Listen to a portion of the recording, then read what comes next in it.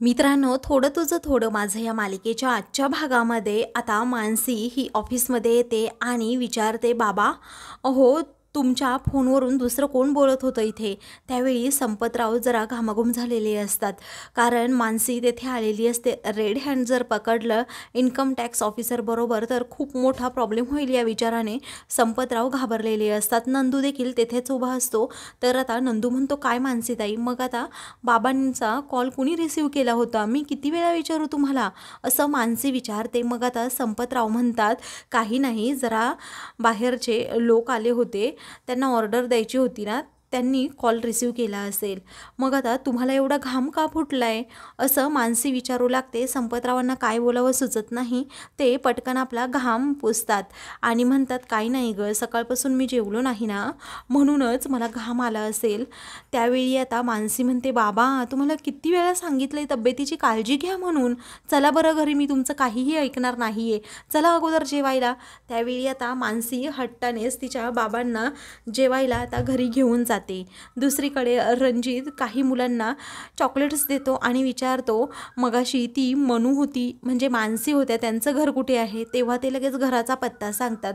मग आता रणजित लगेच तिकडे जायला निघतो. तर दुसरीकडे रणजित आता तिच्या घरचा पत्ता शोधत शोधत घराजवळ येतो आणि दाराची बेल वाजवतो. तर आता मानसीची आई असते, ती पटकन दार उघडते. मग आता मी तुमच्या इथे आलोय खरं तर स्थळ घेऊन, असं आता तो पटकन बोलून जातो. तेव्हा निधी म्हणते, काय. मग आता मानसीची आई म्हणते, तुम्ही काय बोलताय, तुमचं तुम्हाला समजतं का. मग आता मनूसाठी, असं म्हणून आता तो मानसीला मनूच म्हणतो. त्यावेळी तिची आई म्हणते, काय म्हणालात. तेवढ्यातच तिथे संपतराव येतात आणि रणजितच्या खांद्यावर हात ठेवतात. त्यावेळी आता संपतराव चिडलेले असतात. आता ते म्हणतात, काय काय म्हणालात तुम्ही. तेव्हा तुमची मानसी खूप छान आहे, मी तिचा हात मागायला आलोय, असं रणजित म्हणतो. त्यावेळी संपतराव भयंकर चिडतात आणि म्हणतात, काय चाललंय काय तुमचं हे. तेव्हा तो म्हणतो, ह्या म्हणाल्या होत्या ना मानसी, मंदिरामध्ये अगोदर दर्शन घ्या आणि मग प्रसाद खा. तेव्हा मानसी म्हणते, हो मग. त्यावेळी तिथे मंदिरात डोळा ठेवला का अशा श्रीमंत मुलींवर, असं म्हणून संपतराव अजूनच चिडतात आणि रणजितची चांगलीच हवा टाईट करतात. तेव्हा आता संपतराव हे रागातच त्याची कॉलर पकडून त्याला घराबाहेर काढू लागतात. तेव्हा तो म्हणतो की अहो मला तुम्हाला भेटायचं होतंच, माझ्या आईवडिलांनी सांगितलं की भेटून या म्हणून. तेव्हा संपतराव म्हणतात, पण मला तुला भेटायचंच नाही आहे ना, तू निघ अगोदर इथून. त्यावेळी आता लगेच मानसीची आई म्हणते, अहो शांत राहा जरा. तरीही संपतराव ऐकायला तयार नसतात. मग आता मानसीची आई अजूनच जोरात ओरडते. तेव्हा त्याचं म्हणणं एकदा ऐकून तरी घ्या, त्याला काय म्हणायचं आहे ते, असं रागातच ती म्हणते. तेव्हा संपतराव त्याची आता कॉलर सोडतात. आता दुसरीकडे तेजस हा घरी येतो. तर आभा विचारते, दादा तू कुठे गेला होता, घरात किती राडा झालाय. मग आता तो म्हणतो, काहीच बोलू नको, असं म्हणून तो लगेच आता संपतरावांकडून घेतलेले पैसे आभाला देतो आणि म्हणतो, अगोदर आबांच्या गोळ्या आण, हे तुझे फीचे पैसे, आणि आता पुढचा हिशोब चुकता करतो. मग आता असं म्हणून तो लगेच घरात जातो. दुसरीकडे आता रणजितला सर्वजण घरात बोलवतात. त्यावेळी मानसी आता सर्वांना पाणी देते. तेव्हा रणजित मानसीकडे पाहतो तर संपतराव खूपच रागात रणजितकडे पाहू लागतात. त्यामुळे तो म्हणतो, सॉरी, मला आईने सांगितलं होतं की तुमच्या गावातलं स्थळ आहे, तू अगोदर मुलगी पाहून ये. म्हटलं बरं ठीक आहे, मी येतो मुलगी पाहून अगोदर, म्हणून मी इकडे आलो. त्यावेळी आता संपतराव पाणी प्यायचेच थांबतात आणि रागातच म्हणतात, काय रे स्थळ स्थळ चालले, असं म्हणून पुन्हा त्याच्यावर ते धावून जातात.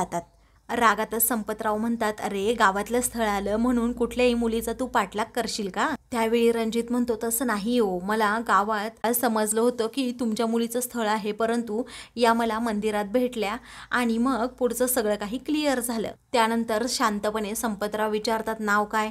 मग आता फक्त तो रणजितच नाव सांगतो. तेव्हा रागातच पुन्हा ते एकदा पाहतात. तर तो आता त्याचं पूर्ण नाव सांगतो, आमचा प्रॉपर्टी डेव्हलपमेंटचा बिझनेस आहे तिकडे, त्यावेळी मुंबईमध्ये आम्ही राहतो, अशी सगळी इन्फॉर्मेशन तो त्याची सांगतो.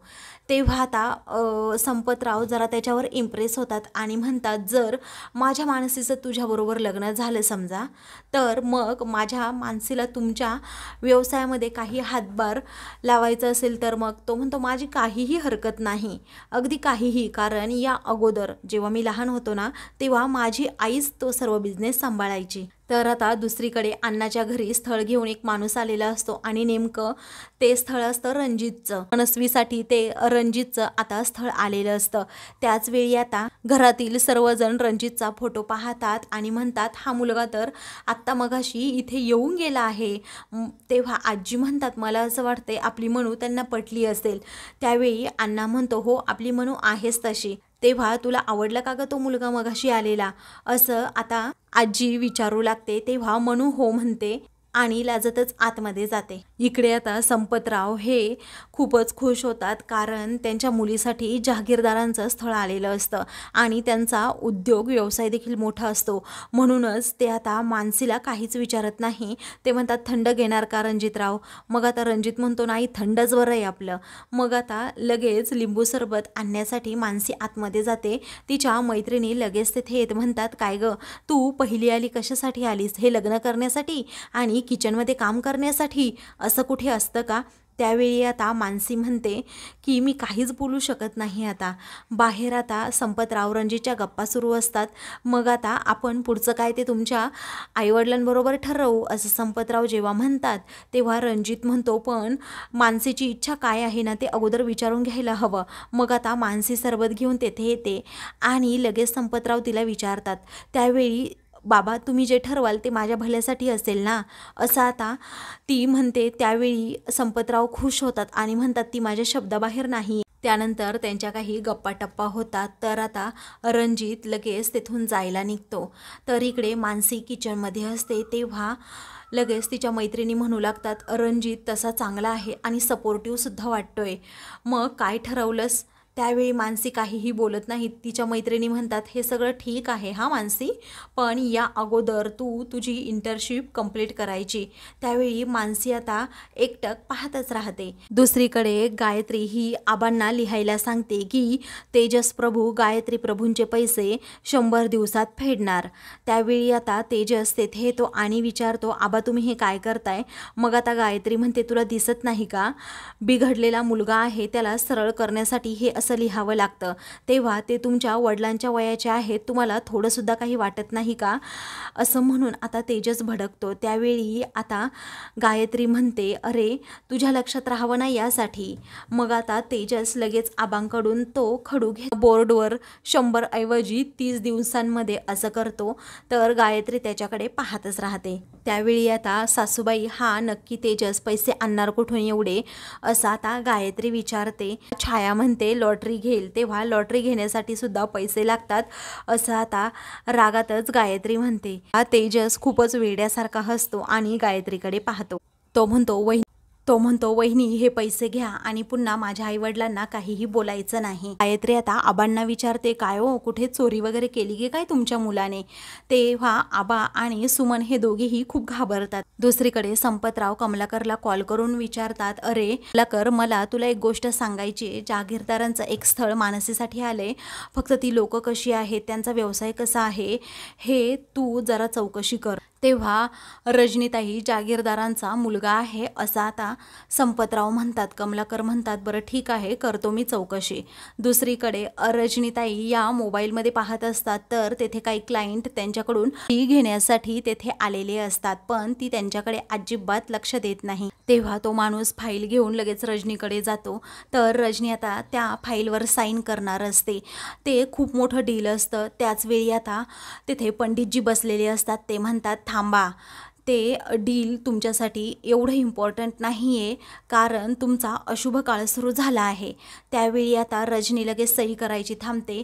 मग आता मुहूर्तावर सही करायला घेऊन या कारण मुहूर्तावरच सगळ्या गोष्टी होणं महत्त्वाचं आहे असं रजनी म्हणते। तेव्हा ओके मॅडम असं म्हणून ती दोन्हीही माणसं तिथून जातात। तेवढ्यातच तिथे रणजित येतो आणि म्हणतो की आई आई आई तुझे किती आभार मानू अगं, असं म्हणून तो तिला मिठी मारतो। त्यावेळी काय झालं रे रणजित असं आता रजनी विचारू लागते। मग आता मला ती मुलगी खूप आवडली असं आता रणजित म्हणतो। त्यावेळी आता खानदानी मुलगी आहे ना असं ती विचारते। तेव्हा तो म्हणतो हो खानदानीच मुलगी आहे। त्यावेळी आता रजनी लगेच गुरुजींकडे पाहत विचारते काय गुरुजी मग मुहूर्ताचं काय? तेव्हा आता आपण अगोदर ती मुलगी पाहूयात मग मुहूर्ताचं बघूयात असं ती स्वतःच म्हणते। तो म्हणतो तुला ती मुलगी नक्कीच आवडणार, मला चांगल्या प्रकारे माहीत आहे. मग आता रजनी म्हणते बघूयात पुढे काय होतं ते. तेव्हा मुंबई विद्यापीठातून ती पहिली मुलगी आली आहे असं आता रजनीला तो सांगतो. मग आता रजनी म्हणते मध्यस्थीवाला होता त्याने आपल्याला असं काही सांगितलं नव्हतं, आत्ताच तिचं शिक्षण कंप्लीट झालंय असं आता रणजित म्हणतो. तेव्हा ठीक आहे असं रजनी म्हणते. दुसरीकडे आबा तेजसला विचारतात काय रे तू कुठे आहेस, मला तुझ्याशी थोडं बोलायचंय. आता तेजस लगेच पुढे येतो, तर तो काय झालं. तेव्हा आता लगेच त्या गोळ्यांवर ते पाणी सोडतात आणि त्या गोळ्या फेकून देतात. म्हणतात की ह्या असल्या पैशाने तू गोळ्या आणल्या आहेत, मला अजिबात ती नको, त्यापेक्षा मी मेलेला बरा. तुला माहीत आहे ना मी लहानपणी तुला काय शिकवण दिली होती, चुकीच्या मार्गाने अजिबात पैसा कमवायचा नाही. त्यावेळी ठीक आहे असं आता तो म्हणतो. मग आता तात्या तेथून जातात. गायत्री हे सर्व बोलणं ऐकते आणि गालातल्या गालात हसत असते. तेव्हा आता तात्यांचं हे बोलणं तेजसच्या मनाला खूप लागतं. तो म्हणतो, तो मनातल्या मनात म्हणत असतो की तात्या तुम्ही मला गणित शिकवलं आणि ते पण पक्क. एखादा माणूस जर चुकीच्या मार्गाने पैसे कमवत असेल, टॅक्स चुकवत असेल, तर आपण त्याच्याकडून ते काढून घेतले तर तो आता अजिबात ब्लॅक मनी होत नाहीये. मी योग्य तेच करतोय तात्या. तर आता गायत्री हसतच त्याच्याकडे पाहत असते. तेजस मात्र विचारत असतो. मित्रांनो पुढील भागामध्ये संपतराव हे तेजसला कॉल करतात आणि विचारतात की माझी मुलगी आता इंटर्नशिपला जाणार आहे, मग तिच्यासाठी मला पैसे भरायचे आहेत, कसं. मग त्यावेळी इंटर्नशिपला जाण्यासाठी पैसे कशाला भरायला लागतात, कारण ती एक नोकरी असते असं जेव्हा तेजस सांगतो तेव्हा संपतरावांच्या तळपायाची आग मस्तकात जाते. ते आता रागातच मानसीकडे जातात आणि म्हणतात मानसी. तेव्हा मानसी खूप घाबरते. तर आता दुसरीकडे तेजस घरातील सर्वांना म्हणतो केससाठी वहिनीने पैसे दिले होते, 30 दिवसांमध्ये पुन्हा ते त्यांना देऊन टाकायचेत. मग आता गायत्री मनातल्या मनात विचार करते तेजस कुठून पैसे आणतो ना ते मी शोधणारच. अशाच मालिकेंचे पुढील भाग पाहण्यासाठी चॅनलला सबस्क्राईब करा.